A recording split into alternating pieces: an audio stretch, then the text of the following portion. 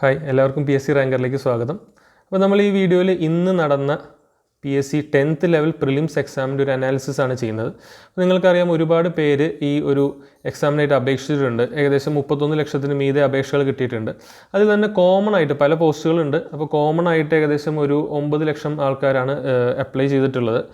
പിന്നെ അതിൽ തന്നെ നമുക്കൊരു അറിയാൻ സാധിക്കുന്നത് 7,60,60,000 ആൾക്കാർ കൺഫർമേഷൻ കൊടുത്തിട്ടുണ്ട്. അപ്പോൾ ഈ ഒരു ഇത്രയും ആൾക്കാർ 4 ഘട്ടങ്ങളിലായിട്ടാണ് PSC ഈ ഒരു എക്സാം നടത്തുന്നത്. അപ്പോൾ അതിൽ ആദ്യത്തെ ഘട്ടമാണ് ഇന്ന് കഴിഞ്ഞത്. അപ്പോൾ എക്സാമിനെ പറ്റി പറയുകയാണെന്നുണ്ടെങ്കിൽ എക്സാം ഒരു സാമാന്യം അത്യാവശ്യം മോഡറേറ്റ് ലെവലുള്ള പേപ്പർ തന്നെയായിരുന്നു, എളുപ്പമായിരുന്നില്ല. ഇനി ഈ ഒരു ഞാൻ കുറച്ച് ക്വസ്റ്റ്യൻസ് വായിക്കാം. അപ്പോൾ ഈ ക്വസ്റ്റ്യൻസിൽ നിന്ന് നിങ്ങൾക്ക് ഏകദേശം ഇതിൻ്റെ ഒരു ലെവൽ മനസ്സിലാവും. ക്വസ്റ്റ്യൻസിൻ്റെ റിലേറ്റഡ് ആയിട്ടുള്ള ഏരിയാസ് ഞാൻ പറയാം.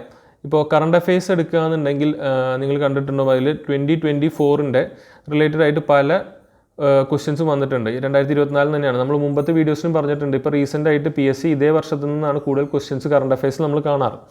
അപ്പോൾ അതുപോലെ തന്നെ ഇതിലും കണ്ടിന്യൂ ചെയ്തിട്ടുണ്ട്. 2024 ബേസ് ചെയ്ത് ക്വസ്റ്റ്യൻസ് വന്നിട്ടുണ്ട്. ഏറ്റവും പ്രധാനപ്പെട്ട ഒരു കാര്യം എന്ന് പറഞ്ഞാൽ സ്റ്റേറ്റ്മെൻറ്റ് ടൈപ്പ് ക്വസ്റ്റ്യൻസ് കുറച്ച് കൂടുതൽ ചോദിച്ചിട്ടുണ്ട്. അപ്പോൾ ഏകദേശം ഇതൊരു 15 മീതെ 20ഓളം ക്വസ്റ്റ്യൻസ് സ്റ്റേറ്റ്മെൻറ്റ് ടൈപ്പിൽ നിന്നും മാച്ച് ദ ഫോളോയിങ് കൂടിയിട്ട് വന്നിട്ടുണ്ട്. അപ്പോൾ ഈ ഒരു ക്വസ്റ്റ്യൻസ് ഒഴിച്ചാൽ ബാക്കി ഡയറക്റ്റ് ക്വസ്റ്റ്യൻസ് ഇപ്പോൾ ജനറൽ നോളജ്, പൊതുവിജ്ഞാനത്തിൽ നിന്ന് ആയിക്കോട്ടെ, ആ ഒരു സെക്ഷനിൽ നിന്ന് ആയിക്കോട്ടെ, അല്ല സയൻസിൽ നിന്ന് ആയിക്കോട്ടെ, ഡയറക്റ്റ് ക്വസ്റ്റ്യൻസ് തന്നെ വന്നിട്ടുണ്ട്. അപ്പോൾ അതിന് ഒരു ആവറേജ് ലെവൽ അല്ലെങ്കിൽ ആവറേജ് ടു ഈസി ലെവൽ എന്നുള്ളൊരു നമുക്ക് ഏകദേശം അങ്ങനെ പറയാൻ പറ്റുള്ളൂ. പക്ഷേ ഈ സ്റ്റേറ്റ്മെൻറ്റ് ടൈപ്പ് ക്വസ്റ്റ്യൻസിൻ്റെ പ്രശ്നം എവിടെയാണ് കിടക്കുന്നത് വെച്ചാൽ, പലതും നിങ്ങൾക്ക് കാണുമ്പോൾ നിങ്ങൾക്ക് ഉത്തരം അറിയാമെന്ന് തോന്നുമായിരിക്കും. എന്നാലും അവർ എക്സാം സമയത്ത് വരുമ്പോൾ ഇത് വായിച്ചെത്തിക്കാൻ എടുക്കുന്ന സമയം, അപ്പോൾ ഇത് എടുത്ത് എഴുതുന്ന ആ ഒരു ഇതിൻ്റെ ഒരു ആൻസറിലേക്ക് എത്തുന്ന ആ ഒരു ടൈം കഴിഞ്ഞ് വീണ്ടും മാത്സിലേക്ക് അവസാനമാണ് കിടക്കുന്നതെങ്കിൽ അവിടെ ഒരു റീസണിങ്ങും മാത്സൊക്കെ കൂടിയിട്ട് ഒരു 20 ക്വസ്റ്റ്യൻസ് ഉണ്ട്. അപ്പോൾ അതിലും ഏകദേശം നല്ലൊരു ടൈം ചിലവാകും. അങ്ങനെ ടൈം ചിലവായിട്ട് ഒരുപാട് പേർക്ക് ഇതിൽ വായിച്ചെത്തിക്കാൻ പറ്റുന്നില്ല എന്നൊരു പരാതി ഇന്ന് നമ്മൾ കേട്ടു. അപ്പോൾ അതുകൊണ്ട് പറയുന്നതാണ്, ഈ ഒരു എക്സാമിൻ്റെ നമ്മുടെ ഡിഫിക്കൽട്ടി പറയുമ്പോൾ ആ ഒരു കാര്യം കൂടെ നമ്മൾ കൺസിഡർ ചെയ്യണം. അപ്പോൾ ഇനി എക്സാമിൻ്റെ നമുക്ക് ഓരോ ടോപ്പിക്കിൽ നിന്നും ഏകദേശം എത്ര മാർക്ക് നമുക്ക് ഒരു ആവറേജ് ആയിട്ട് പോയിട്ടുള്ള ഒരു സ്റ്റുഡൻറ്റിന് നേടാൻ പറ്റുമെന്ന് നോക്കാം. അപ്പോൾ അതിൽ നമുക്ക് ക്വസ്റ്റ്യൻസിനെ പറ്റിയിട്ട് ഞാൻ പറയുകയാണെന്നുണ്ടെങ്കിൽ, ഇപ്പോൾ സ്റ്റേറ്റ്മെൻറ്റ് ടൈപ്പ് ക്വസ്റ്റ്യൻ വന്നിട്ടുണ്ടെന്ന് പറഞ്ഞു. അപ്പോൾ ഇത് വായിച്ച് നോക്കിയാൽ നമുക്ക് മനസ്സിലാവുന്ന ഒരു കാര്യം എന്ന് പറഞ്ഞാൽ, ഇപ്പോൾ ഇതൊരു 10th ലെവൽ എന്നുള്ള രീതിക്കല്ല വന്നിട്ടുള്ളത്, അതിനേക്കാളും കുറച്ചും കൂടെ ടഫായിട്ടുള്ള ക്വസ്റ്റ്യൻസ് ചോദിച്ചിട്ടുണ്ട്. അപ്പോൾ ഇതിനനുസരിച്ച് നമുക്ക് കട്ട് ഓഫും ഒരുപാട് കൂടി പോകും എന്ന് പറയാൻ പറ്റില്ല. ഏകദേശം ഒരു ആവറേജ് അറ്റംപ്റ്റ്സ് എടുത്തിട്ട് നമുക്ക് നോക്കാം. ഇത് ഏകദേശം ഒരു നമ്മൾ പ്രവചിക്കുന്നതല്ല, ഏകദേശം ഒരു ആവറേജ് റേഞ്ചാണ് നമ്മളിവിടെ പറയുന്നത്. ഓക്കെ, അപ്പോൾ നമുക്ക് ക്വസ്റ്റ്യൻസ് അല്ലെങ്കിൽ ടോപ്പിക്സ് നിന്ന് ഏകദേശം മാർക്കും കാര്യങ്ങളൊക്കെ നോക്കാം. അതിന് മുമ്പ് നിങ്ങൾ ഈ ചാനൽ സബ്സ്ക്രൈബ് ചെയ്തിട്ടില്ലെങ്കിൽ ദയവായി ഒന്ന് സബ്സ്ക്രൈബ് ചെയ്യുക. ഓക്കെ, ആ നോട്ടിഫിക്കേഷൻ ഒന്ന് എനേബിൾ ചെയ്ത് കഴിഞ്ഞാൽ നമ്മൾ ഇതുപോലെ എക്സാം അനാലിസിസ് വീഡിയോസും ബാക്കി വീഡിയോസും ഒക്കെ നിങ്ങൾക്ക് അപ്ഡേറ്റ്സ് കിട്ടും. ഓക്കെ, അപ്പോൾ നമുക്ക് കട്ട് ഓഫിനെ പറ്റി നോക്കാം. അപ്പോൾ ആദ്യമായിട്ട് പൊതുവിജ്ഞാനം എന്നുള്ള ടോപ്പിക് എടുക്കുകയാണെന്നുണ്ടെങ്കിൽ അതിൽ ഞാൻ നമ്മുടെ ഇന്ത്യൻ ഹിസ്റ്ററി, അതുപോലെ കോൺസ്റ്റിറ്റ്യൂഷൻ, ഭരണഘടന എല്ലാം ഇൻക്ലൂഡ് ചെയ്തിട്ടുണ്ട്. ജോഗ്രഫിയൊക്കെ ഇൻക്ലൂഡ് ചെയ്തിട്ടുണ്ട്. പിന്നെ ഞാൻ പറഞ്ഞു ആനുകാലിക അല്ലെങ്കിൽ കറണ്ട് അഫെയർസ് 2024 നിന്ന് ഒരുപാട് ക്വസ്റ്റ്യൻസ് നമുക്ക് കാണാൻ പറ്റിയിട്ടുണ്ട്. സ്റ്റേറ്റ്മെൻറ്റ് ടൈപ്പും ചോദിച്ചിട്ടുണ്ട്, അല്ലാത്തതായിട്ട് റിലേറ്റഡ് ആയിട്ടൊക്കെ ചോദിച്ചിട്ടുണ്ട്. ഈ കേരള ഫാക്ട്സ്, കേരളത്തിനെ പറ്റിയുള്ള എല്ലാം ഞാൻ ഈ ഒരു കേരള ഫാക്ട്സ് എന്നാണ് പറഞ്ഞിട്ടാണ് ഗ്രൂപ്പ് ചെയ്തിട്ടുള്ളത്. അപ്പോൾ ഇതിൽ നിന്നൊക്കെ നമുക്ക്, അപ്പോൾ ഈ 3 ടോപ്പിക് എടുത്തു കഴിഞ്ഞാൽ ഇതിൽ 60 മാർക്ക് എന്നാണ് നമുക്ക് മൊത്തം ക്വസ്റ്റ്യൻസ് ഉള്ളത്. അപ്പോൾ ഈ ഒരു 60 മാർക്കിൽ സ്റ്റേറ്റ്മെൻറ്റ് ടൈപ്പ് വിട്ടാൽ പോലും ബാക്കി ക്വസ്റ്റ്യൻസ് നമുക്ക് ഒരു 50 ക്വസ്റ്റ്യൻസ് എങ്ങനെയായാലും വരും.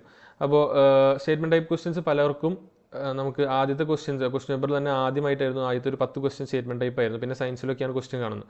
അപ്പോൾ ഈ ഒരു 60 മാർക്കിൽ നമുക്ക് ഏകദേശം ഒരു ആവറേജ് പഠിക്കുന്ന ഒരു കുട്ടി എടുത്തു കഴിഞ്ഞാൽ 30 to 35 മാർക്സ് എങ്ങനെയായാലും സ്കോർ ചെയ്യാൻ പറ്റും. അപ്പോൾ ഇനി സയൻസിലേക്ക് നോക്കിയാൽ സയൻസ് ഒരു ആവറേജ് ആണ്. ചില ക്വസ്റ്റ്യൻസ് എളുപ്പമാണ്, ഡയറക്റ്റ് ക്വസ്റ്റ്യൻ ചോദിച്ചിട്ടുണ്ട്. ചിലത് ഒരു 3-4 എണ്ണം സ്റ്റേറ്റ്മെൻറ്റ് ടൈപ്പും ചോദിച്ചിട്ടുണ്ട്. അപ്പോൾ ഇതിൽ നിന്ന് ഒരു ആവറേജ് നമുക്കൊരു ആവറേജ് സ്കോർ എടുത്തു കഴിഞ്ഞാൽ ഏകദേശം 10 മാർക്ക്, കറക്റ്റ് 10 മാർക്ക് എടുത്താൽ മതി. 20 മാർക്സ് 20 മാർക്കുള്ളതിൽ 10 മാർക്ക് എടുത്താൽ മതി. ഇനി ബാക്കി മാത്സും അതുപോലെ തന്നെ റീസണിങ്ങും 2 ടോപ്പിക്കും എടുത്ത് അതിൽ നിന്നും ആവറേജ്, ചില ക്വസ്റ്റ്യൻസ് മാത്സ് ബുദ്ധിമുട്ടുള്ളതുണ്ടായിരുന്നു, ഇല്ലയെന്ന് പറയാൻ പറ്റില്ല.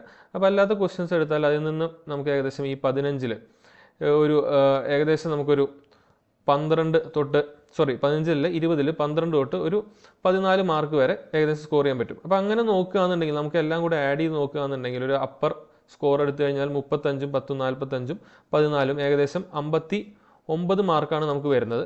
ഇപ്പോൾ ഇത് തന്നെ ലാബ് അസിസ്റ്റൻറ്റിൻ്റെയും സെക്രട്ടേറിയറ്റ് ഒ എയുടെയും കാര്യത്തിലാണ് ഞാൻ പറയുന്നത് മെയിനായിട്ട്. അപ്പോൾ ഒരു 59 എന്നുള്ളൊരു ആവറേജ് ആയിട്ട് എടുത്തു കഴിഞ്ഞാൽ നമുക്ക് ഏകദേശം ഒരു 58 മുതൽ 62 വരെ പ്രിലിംസ് ആയതുകൊണ്ട് പ്രത്യേകിച്ച് പറയുകയാണ് ഏകദേശം നമുക്ക് ഈ ഒരു 2 പോസ്റ്റും കട്ട് ഓഫ് പറയാൻ പറ്റും.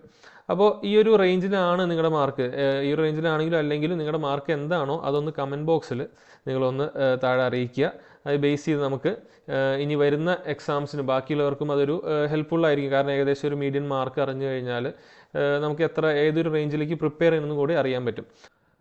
അപ്പോൾ ഏകദേശം ഈ ഒരു റേഞ്ചിലാണ് നമുക്ക് അനാലിസിസ് പറയാൻ പറ്റുക.